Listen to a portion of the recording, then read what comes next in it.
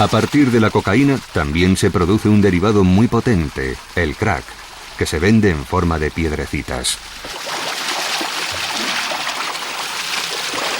En vivo y en directo para que prendas pues estas notas, esto no se toma.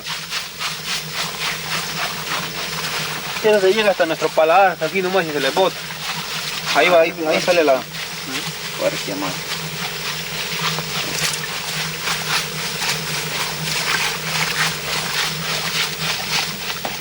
¿Has probado el palo? ¿Okay? Sin topar la cuchara tengo que... Ya lo ve.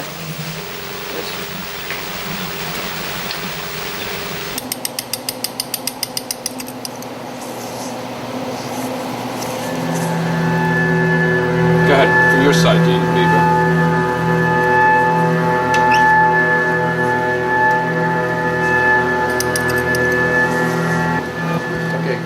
El Laboratorio Nacional de Brookhaven, cerca de Nueva York, es una de las pocas instalaciones del mundo donde investigadores como Jin-Jack Wang pueden estudiar en tiempo real el cerebro humano bajo los efectos de las drogas. Sabemos que los indios de Sudamérica toman cocaína desde hace miles de años. La mastican como si fuera tabaco. Y consumida así no está considerada como una droga adictiva. Sin embargo, la cocaína que se consume aquí es otra cosa. Si se esnifa no produce una gran dependencia. Sin embargo, si se fuma o se inyecta, sí puede resultar más adictiva. Por lo tanto, podemos deducir que el modo de administración y la velocidad de llegada de la cocaína al cerebro son factores que hacen que una persona se vuelva dependiente.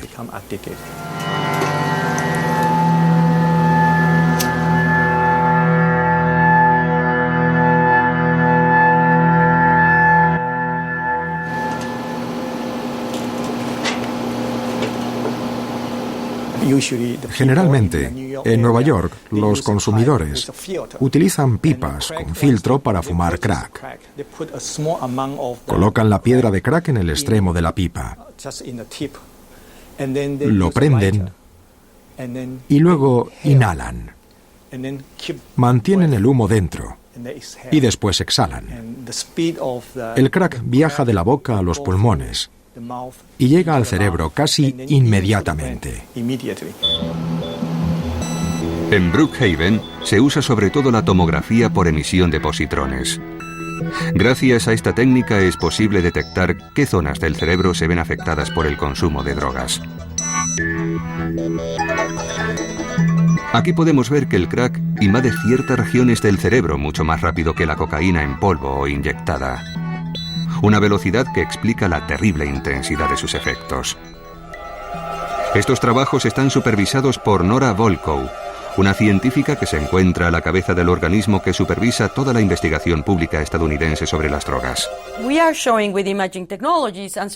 Gracias a las nuevas tecnologías y desde luego a los ensayos con animales, hemos demostrado que las drogas, que el consumo regular de drogas, perturba el modo en que funciona el cerebro en aspectos fundamentales que influyen en la motivación de una persona para consumir droga. Este deseo se vuelve extremadamente intenso. Pero también afecta a zonas del cerebro que tienen que ver con la toma de decisiones, el juicio, la habilidad para controlar nuestras acciones, y desde luego influye en los circuitos de la memoria. Y no solo en la memoria que usamos para aprender palabras nuevas, sino también en la memoria que tiene que ver con los recuerdos de tipo emocional. En el interior del cráneo, el córtex es la parte más visible del cerebro. Allí residen nuestras facultades intelectuales. Bajo estos pliegues, en una zona oculta, se encuentra el sistema límbico que gobierna nuestras emociones y nuestros deseos. Es aquí donde actúan las drogas. Todas las drogas piratean el sistema de comunicación del cerebro. Y esto es así porque nuestro cerebro pasa la mayor parte del tiempo charlando consigo mismo. Su buen funcionamiento depende de un diálogo incesante entre nuestros 100.000 millones de células nerviosas, las neuronas. Para hacer circular la información, las neuronas envían mensajeros químicos que llamamos neurotransmisores. Ya sea dolor, placer o el ritmo de los intercambios de información, los neurotransmisores regulan un equilibrio sutil y complejo del que depende el conjunto de las funciones de nuestro organismo. Entre cada neurona existe un pequeño espacio donde reina una intensa actividad. Es aquí, en la sinapsis, donde actúan los neurotransmisores. Para hacer circular la información de una neurona a otra, se acoplan a sus receptores correspondientes. Estos mecanismos existen en el hombre y en todos los mamíferos, incluso en los más pequeños. Sin las ratas y los ratones, jamás se habrían estudiado los efectos de las drogas. Compartimos con ellos un gran número de genes y las drogas desencadenan las mismas tempestades en sus pequeños cerebros. De hecho, la humanidad tiene una deuda moral con estos animalitos.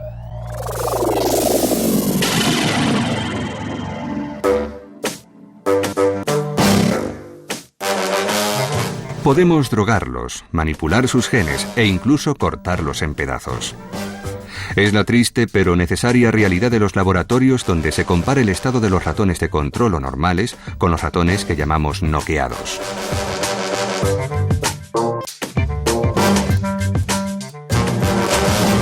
Esta técnica consiste en suprimir ciertos genes en ratones normales, por ejemplo, el gen que controla la fabricación de un neurotransmisor.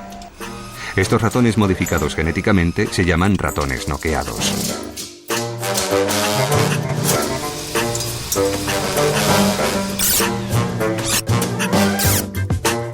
En la actualidad conocemos decenas de neurotransmisores. Sin embargo, el que desempeña una función crucial en la sensación del placer y de la atracción hacia las drogas es la dopamina.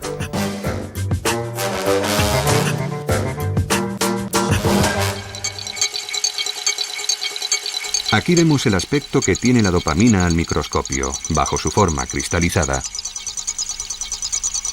y como diagrama químico. Bruno Giros estudia los efectos de esta molécula en el cerebro de ratones normales y de ratones noqueados. Todas las drogas que consume el hombre, la nicotina, el alcohol, los opiáceos, los cannabinoides, los psicoestimulantes, todas estas drogas tienen en común una cosa: liberan dopamina. Por lo tanto, la dopamina se encuentra en el centro de los circuitos de recompensa y, por supuesto, de los circuitos del placer. La dopamina también se libera con el juego compulsivo, actividades sexuales o al comer. En realidad, el hecho de liberar dopamina con el sexo y la comida sirve para garantizar la supervivencia. Es decir, es indispensable para la supervivencia de la especie. Las drogas imitan estas actividades y, por lo tanto, de alguna manera, se aprovechan del sistema, lo usan para su propio beneficio. El cerebro no se creó para convertirnos en seres dependientes de las drogas, sino para reforzar comportamientos que conlleven la supervivencia de la especie, como el sexo y la alimentación. Las drogas, en general, embaucan al sistema, lo engañan. Este experimento nos permite observar una de las funciones de la dopamina. En la caja de la derecha, un ratón normal. En la de la izquierda, un ratón noqueado al que se le ha suprimido un elemento esencial en el circuito de la dopamina, el transportador. Al contrario que el ratón normal, el noqueado parece listo para subirse a un ring. Si se le inyecta cocaína a un ratón normal, tendrá exactamente el mismo comportamiento.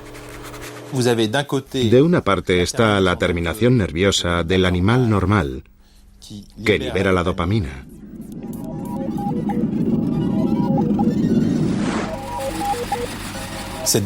Esta dopamina se fija en los receptores que se encuentran en la célula receptora y rápidamente es captada por el transportador de la dopamina aquí, para volver después al interior de la neurona.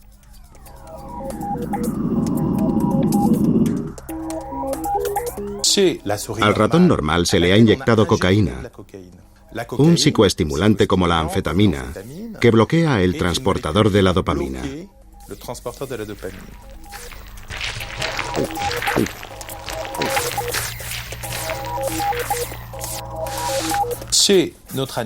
En el animal noqueado tenemos la terminación, la liberación de la dopamina, la activación de los receptores, pero no hay un transportador que capture la dopamina y la saque del sistema.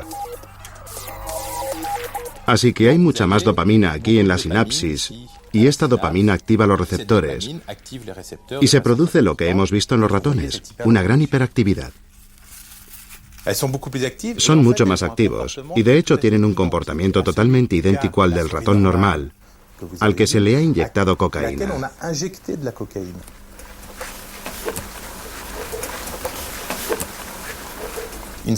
Una vez que se comprende el sistema, podemos identificar los hilos de los que hay que tirar para liberar más o menos dopamina, y entonces solo quedará estudiar su efecto en el hombre y comprobar todas estas hipótesis con las moléculas que están a nuestra disposición o que vamos a desarrollar en los próximos años.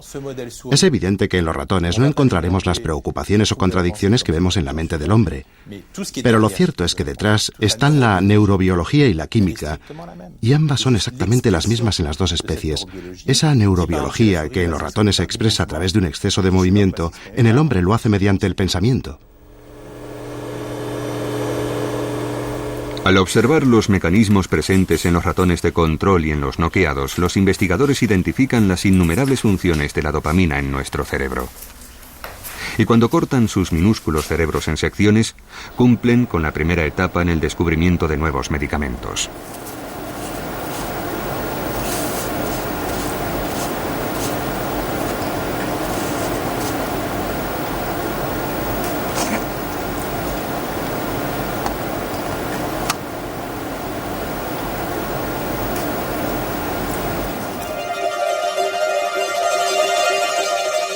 En la Universidad de Cambridge, Barry Everitt dirige el Departamento de Psicología Experimental, donde estudia la función de la dopamina en la ingesta compulsiva de drogas. Lo más interesante de las drogas es que afectan a la liberación de dopamina.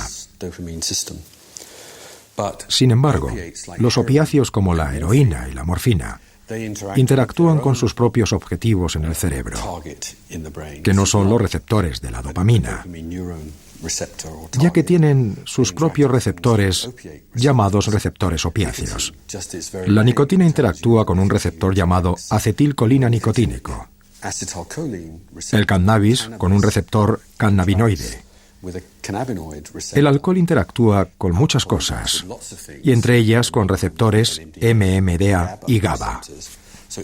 Así que cada tipo de droga tiene su propio blanco químico dentro del cerebro. Y una de las principales teorías sobre por qué todas las drogas son adictivas, aunque tengan composiciones diferentes, es que aunque producen efectos distintos, todos acaban convergiendo en el sistema de la dopamina. Así que, de un modo u otro, la cantidad de dopamina sube en el cerebro.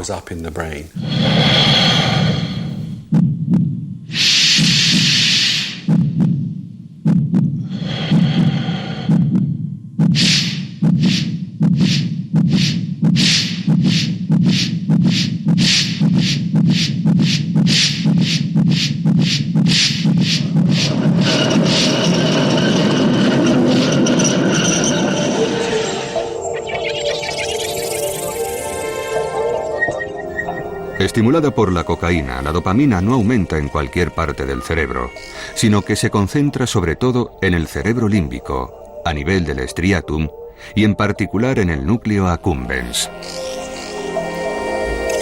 Desde hace ya 10 años, el estudio de esta zona, a la vez minúscula e importantísima, ha desatado una pequeña revolución en las neurociencias. Según se cree, el núcleo accumbens parece ser el centro de las sensaciones de placer provocadas por la dopamina.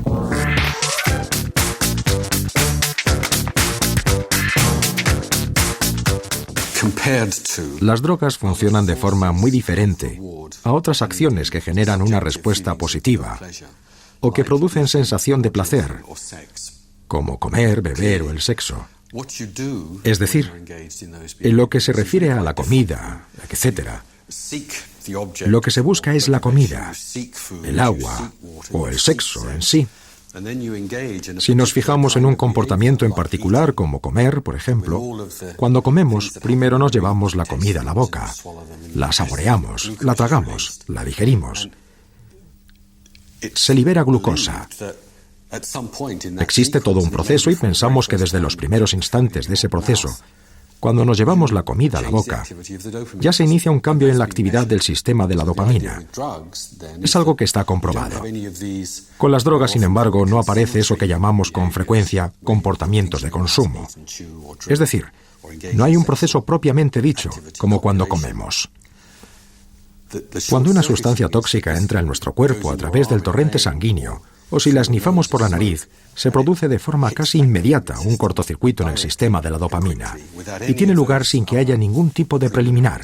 Es como si la droga secuestrara el sistema de recompensa de nuestro cerebro.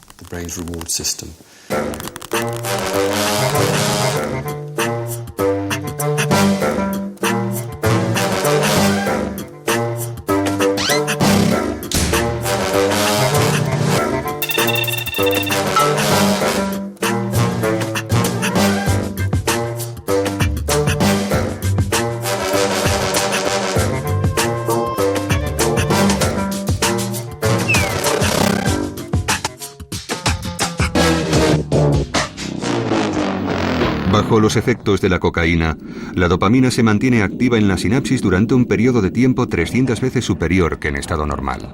Algunos estudios demuestran que esta avalancha en el cerebro de los cocainómanos acaba por dañar los receptores de la dopamina. Y aunque es posible que se reparen solos, jamás tendrán la eficacia inicial, ni siquiera tras años de abstinencia. Estos estragos en el cerebro causan procesos depresivos y dificultad de concentración.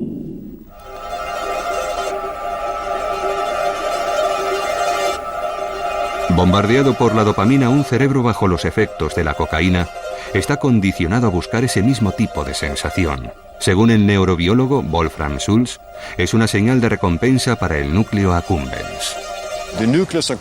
Según parece, el núcleo accumbens es una estructura que se activa, sobre todo y más que ninguna otra parte del striatum, con la liberación de dopamina.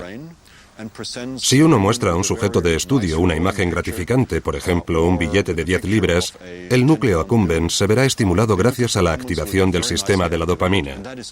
El striatum también se activa a través de la recompensa, pero con menos intensidad. Lo que llamamos recompensa puede ser agua, comida u otro estimulante, ya sea visual o de cualquier tipo. Puede ser la música, por ejemplo. No hay un órgano sensorial específico para la recompensa. La recompensa viene definida por el comportamiento y tiene 3 funciones principales. La primera es la de llevarnos a repetir una acción que nos produce satisfacción. Por ejemplo, si yo le doy al botón de una máquina sin saber qué va a ocurrir y de repente sale una lata de Coca-Cola, si me gusta la Coca-Cola, sin duda volveré a darle al botón. Es la función del aprendizaje de la recompensa.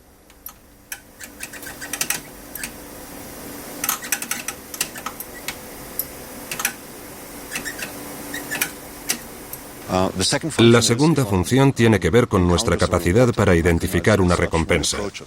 Cuando eso ocurre, la buscamos, intentamos conseguir esa recompensa.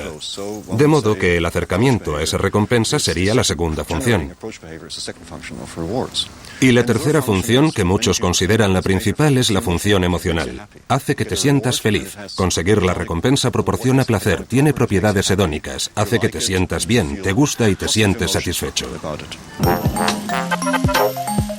Fue en la década de 1890, en los primeros años del cine, cuando muchos aficionados descubrieron las propiedades hedónicas de la cocaína. En el mercado desde hacía tiempo, la cocaína había sido adoptada por los actores, las estrellas de Hollywood y los amantes de la noche. Incluso el doctor Sigmund Freud llega a recomendar su uso como medicina milagrosa. Sin embargo, la cocaína se consume sobre todo bajo la forma del famoso vino de coca Mariani, entre cuyos entusiastas consumidores se encontraban famosos deportistas, grandes escritores e incluso el Papa León XIII. La Coca-Cola contuvo cocaína hasta 1903 y se vendió como tónico y bebida revitalizante.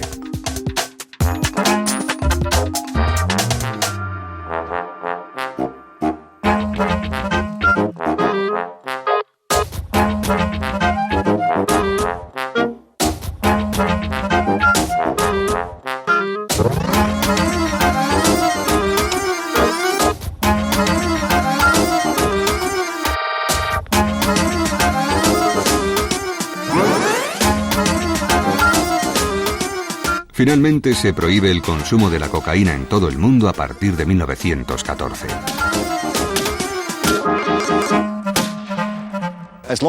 Mientras una persona no consuma drogas adictivas, no se convertirá en adicto, eso es evidente. Sin embargo, de 100 personas que consumen drogas adictivas, diferentes tipos de drogas y en cantidades distintas, solo algunas de ellas se harán adictas. El quid de la cuestión se encuentra en el cerebro, y se puede deber a alguna razón patológica o a alguna variación normal, aunque creo que eso es lo de menos. Da lo mismo. Son varias las funciones cerebrales que se ven afectadas por el consumo de drogas. Y en algunos casos, la persona se vuelve adicta y en otros no parece caer en esa adicción. Y eso no se debe solo a la anatomía del cerebro, sino a más factores, al medio, al contexto social, la historia del individuo, a las circunstancias de cada cual, a qué comen o beben. De hecho, en algunos casos se podría decir que la adicción se parece a la esquizofrenia. Es un verdadero desorden cerebral. Hay datos que así lo sugieren. Es una posibilidad, pero no lo sabemos con certeza. Yo creo que la consecuencia más importante de mi trabajo es que he contribuido a definir la adicción a las drogas como una enfermedad del cerebro, ya que encontramos claras anormalidades acerca de su funcionamiento que finalmente desembocan en un comportamiento perturbado. Los posibles errores en el funcionamiento del corazón se traducen en una mala circulación, y eso lo entiende todo el mundo. Nadie cuestiona que si uno tiene un problema en el miocardio, quiere decir que tiene una enfermedad cardíaca. Con las drogas no ocurre lo mismo. Si tenemos un individuo que consume drogas y que presenta un comportamiento anormal, nadie le considera un enfermo. Todo el mundo achaca su mal al consumo de drogas, algo que esa persona ha elegido hacer. بدي بطل بدي بطل بدي بطل بدي بطل بدي بطل بدي بطل بدي بطل بدي بطل بدي بطل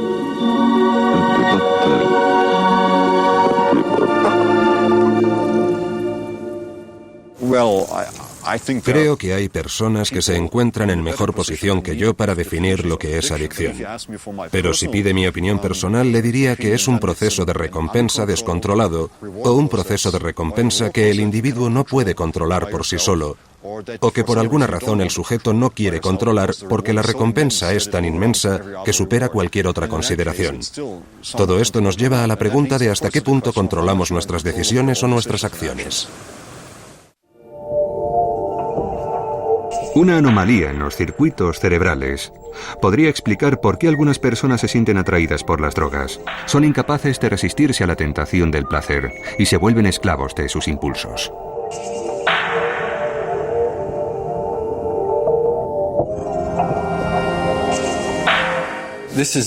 Se trata de un experimento que se hace con frecuencia en humanos y cuyo objetivo es medir un aspecto de la impulsividad que tiene que ver con la capacidad de esperar una recompensa mejor y mayor.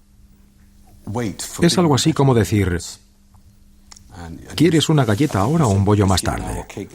Es decir, le das al sujeto la posibilidad de elegir entre una recompensa inmediata, aunque pequeña, o una recompensa mejor, pero más tarde. Ciertos individuos con una acusada impulsividad prefieren la gratificación inmediata y no pueden esperar a conseguir algo mejor más tarde.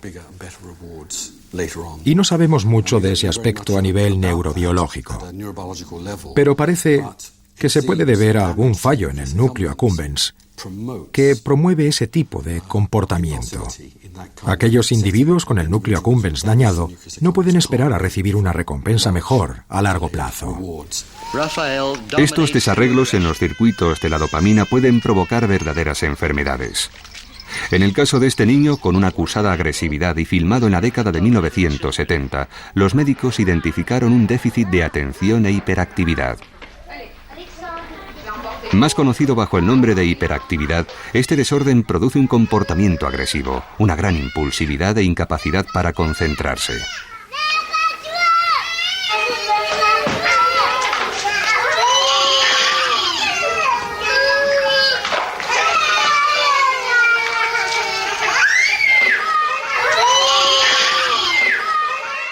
En la actualidad, en Estados Unidos, y es una práctica que se está extendiendo por todo el mundo, se suele tratar a los pacientes con hiperactividad con estimulantes como el Rubifen, que allí se llama Ritalin. El Rubifen es un compuesto cercano a la anfetamina y que tiene numerosas propiedades. Las anfetaminas son estimulantes psicomotores y nos encontramos ante la paradoja de que se usan estimulantes psicomotores para tratar comportamientos de hiperactividad.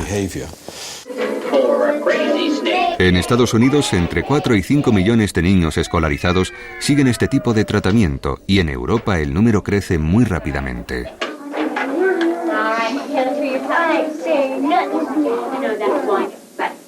¿Qué quieres, cariño? Mi medicina.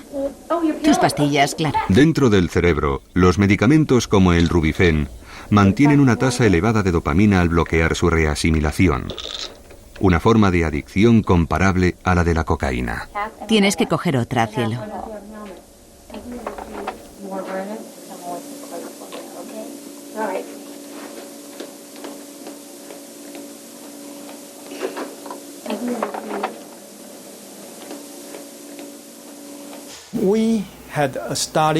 Hicimos un estudio muy interesante.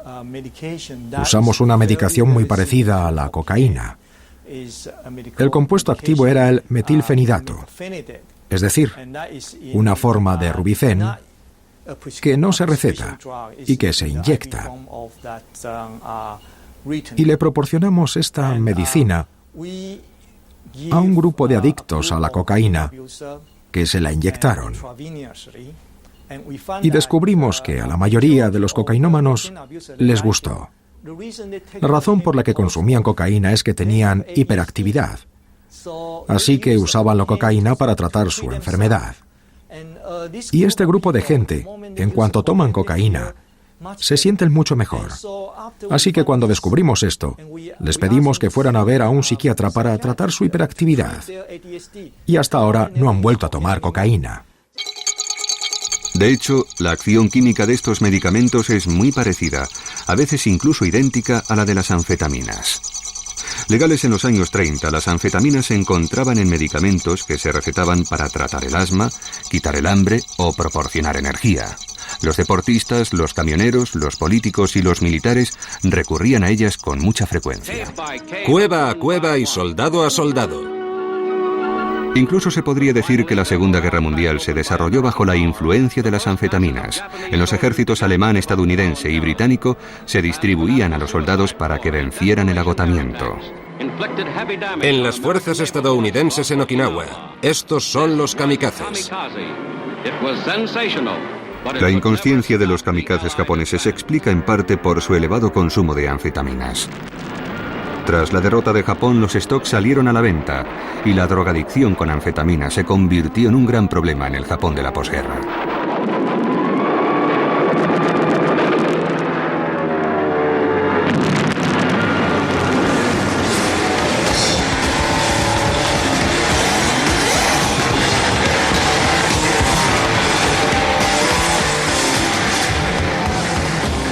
En la década de 1960, la anfetamina, rebautizada con el nombre de Speed, alcanza gran popularidad entre los jóvenes. Bajo su efecto, los Who compusieron My Generation y rompían sus instrumentos después de cada concierto.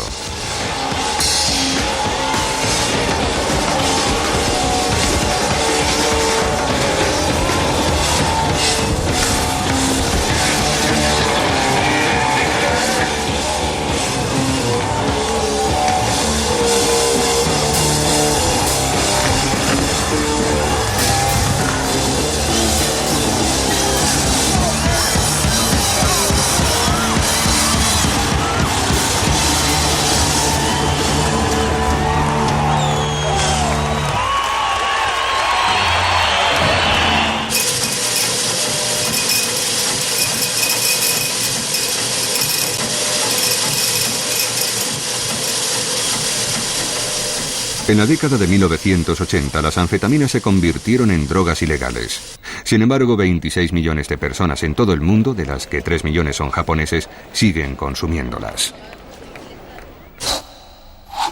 A diferencia de la anfetamina normal, los productos como el Rubifen, prescritos para niños, actúan más lentamente y durante más tiempo. El resultado no producen euforia, sino una mayor capacidad de concentración.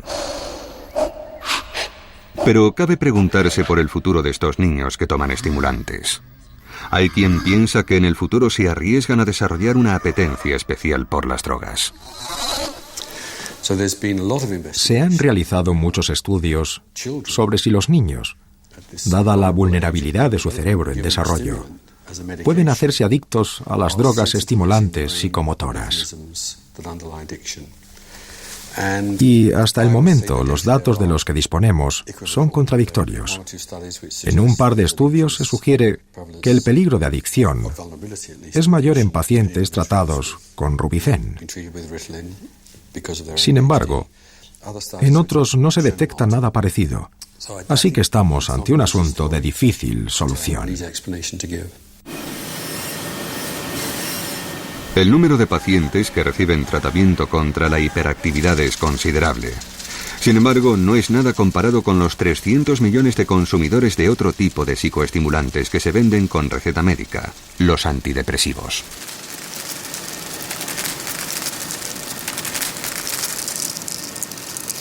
Especialista en los aspectos biológicos, psiquiátricos y farmacológicos de la depresión, Michel Amon estudia los mecanismos de adicción de los antidepresivos. Todos sabemos por intuición lo que es la depresión. Un estado de tristeza, eso lo entendemos todos, pero también se caracteriza por la aparición de otro tipo de síntomas que demuestran claramente que estamos ante una patología, una enfermedad. El sujeto presenta una gran falta de autoestima, cree que no vale nada. Además, pierde todo tipo de motivación. Le falta energía vital, por así decirlo. Es decir, el paciente es incapaz de buscar, de experimentar el placer en la vida cotidiana, en las actividades que realiza todos los días. Y eso en el trabajo se traduce, por ejemplo, en una falta de motivación. El cerebro de las personas depresivas presenta un déficit de serotonina, un neurotransmisor indispensable para nuestro bienestar y que aquí vemos en su forma cristalizada. Este déficit en serotonina afecta varias zonas del cerebro. Primero al striatum, que genera los movimientos inconscientes. Después afecta al tálamo y al hipotálamo, que regulan funciones corporales como la temperatura, el apetito y el sueño. Funciones que se ven perturbadas en los pacientes depresivos. También afecta a la amígdala, que desencadena las reacciones de miedo, y al hipocampo, que se ocupa del recuerdo emocional.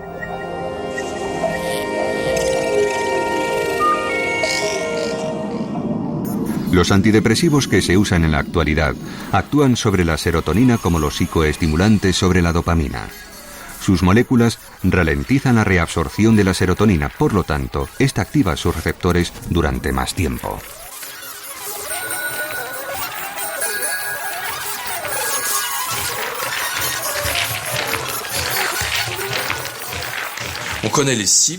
Sabemos que los antidepresivos actúan sobre unos neurotransmisores llamados monoaminas. En la actualidad, los antidepresivos que más usamos utilizan la serotonina y también la noradrenalina como neurotransmisores. Pero estamos desarrollando otros antidepresivos mixtos que usan ambos neurotransmisores. Sabemos además que cuando se actúa sobre estos neurotransmisores, también se ve afectada la dopamina, que es la hormona del placer, y que además representa la capacidad del individuo para buscar el placer, algo que el sujeto depresivo ha perdido por completo. Sin embargo, eso no quiere decir que solo las neuronas que contienen serotonina se ven activadas.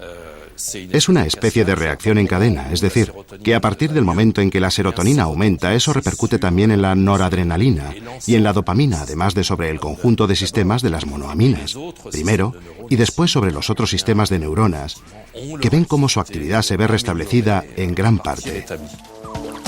Michel Amon trabaja con moléculas que no solo están relacionadas con los síntomas de la depresión, sino también con su causa directa, el estrés.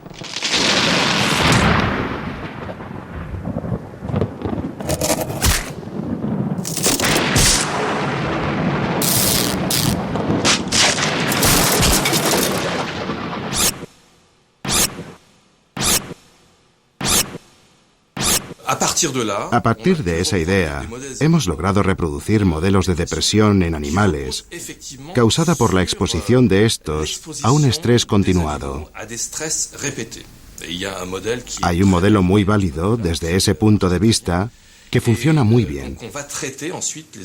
Nos dispusimos a tratar a estos animales con antidepresivos y nos dimos cuenta de que efectivamente los déficits que habíamos inducido por ese estrés continuado y que se parecían mucho a los síntomas de la depresión en el hombre, se pueden corregir con antidepresivos. Así que a partir del momento en que descubrimos eso, hemos podido estudiar en los animales lo que ocurre en el organismo y sobre todo en el cerebro.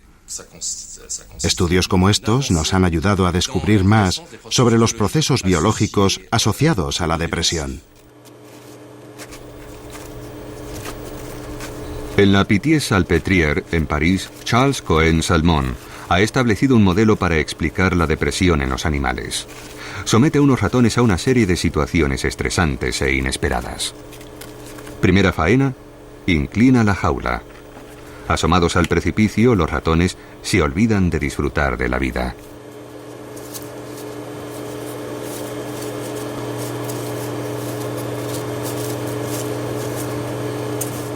Segunda causa de estrés, la suciedad. El ratón debe abandonar el confort de su nido y enfrentarse a los tormentos de una siesta húmeda.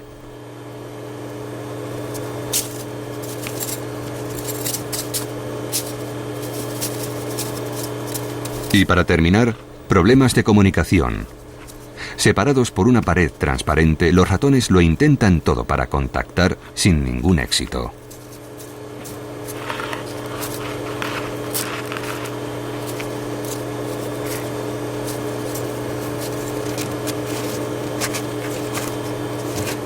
El aumento del estrés perturba el funcionamiento del cerebro y puede hacer que los ratones caigan en un estado depresivo.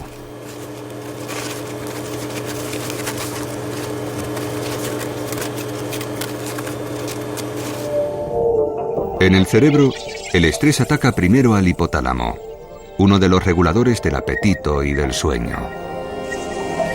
El hipotálamo transmite sus órdenes a la hipófisis, una glándula minúscula y muy potente que segrega otro tipo de mensajero químico, una hormona. Al contrario de los neurotransmisores, esta hormona llamada adrenocorticotropa o ACTH es capaz de viajar a través de los vasos sanguíneos a cualquier parte del cuerpo. Es una hormona, y eso quiere decir que se libera en sangre, y su objetivo se encuentra en unas glándulas situadas sobre los riñones, y que por tanto se llaman glándulas suprarrenales. En esta zona, en la parte externa o corte, se encuentra la glándula córtico-suprarrenal. La ACTH se fija en unos receptores presentes en esta glándula, y activa unas células que liberan lo que llamamos cortisol. El cortisol también es una hormona. De hecho, yo diría que es la hormona principal que permite al organismo reaccionar ante una situación estresante.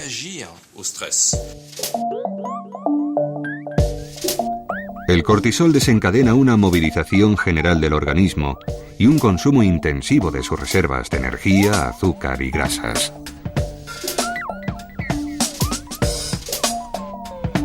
Después esta hormona vuelve al cerebro para informar al hipotálamo de que ha realizado su cometido y normalmente cuando la situación de estrés desaparece, el ciclo se detiene y el organismo recupera su estado de equilibrio.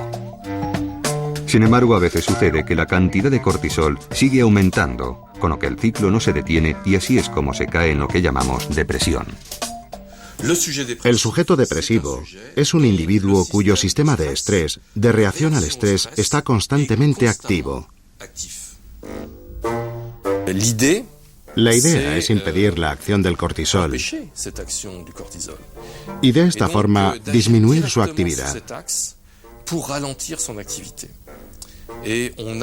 De hecho, ya tenemos productos que funcionan muy bien en los animales y que consiguen ralentizar el ciclo del estrés.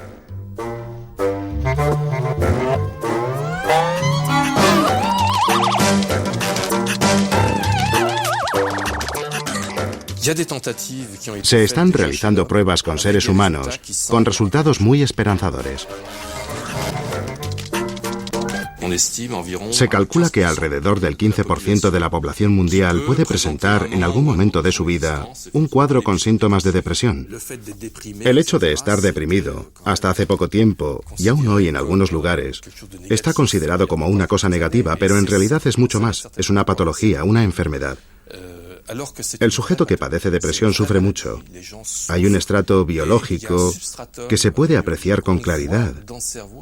Es decir, podemos ver lo que ocurre en el cerebro del enfermo y qué efectos tienen las medicinas sobre él.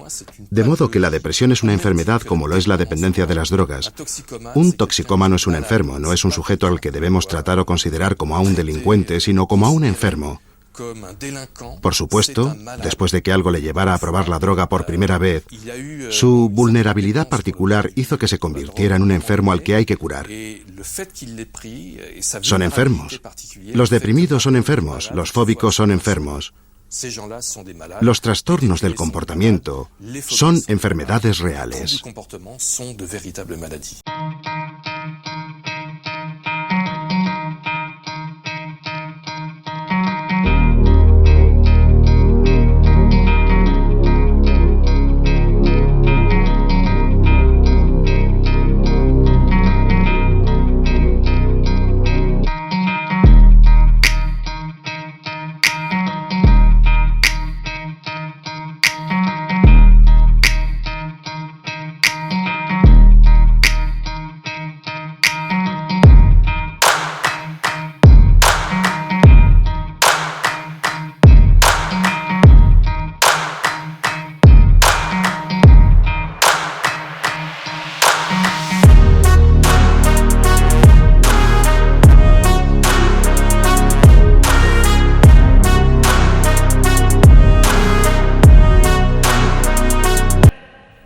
Al principio hay una elección, y pongo la palabra elección entre comillas, porque muchas veces la adicción comienza durante la adolescencia y a veces incluso en la infancia.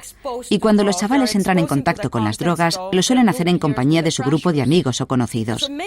Y muchas veces comienzan a consumir no porque lo elijan, sino porque quieren formar parte del grupo, que es una respuesta neurobiológica natural cuando se es adolescente.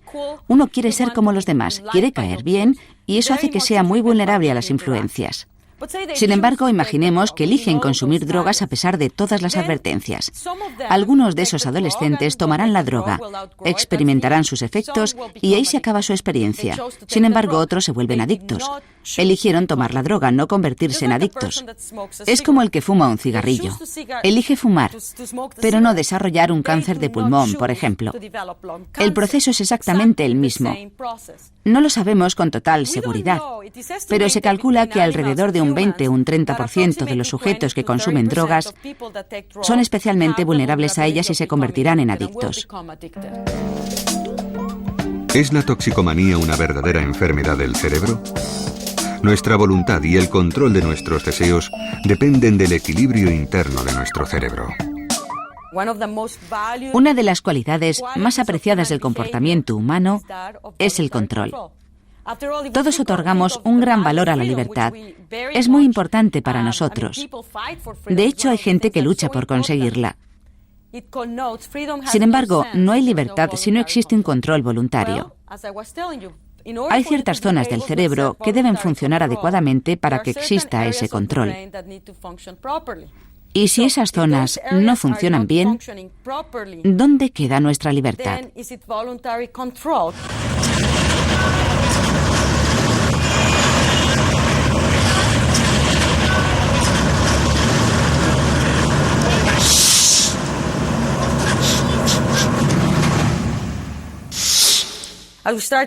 Solo ahora comenzamos a comprender que hay muchas cuestiones importantes acerca del llamado comportamiento voluntario.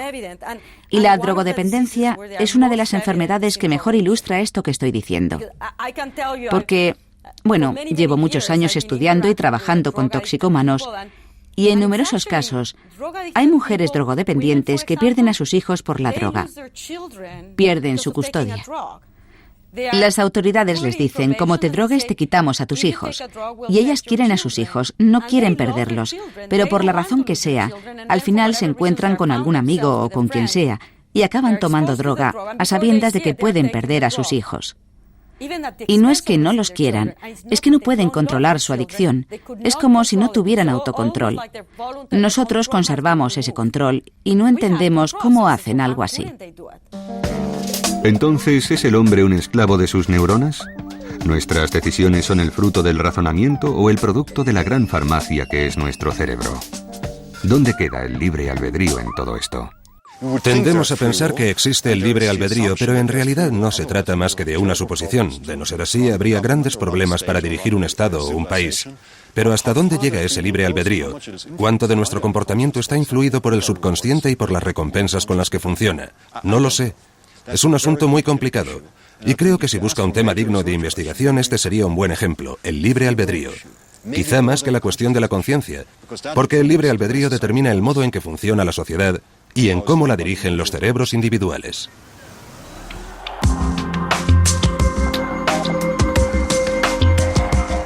En lucha contra sus pulsiones, desestabilizado por su farmacia interior, ¿es el hombre una marioneta de su laboratorio cerebral?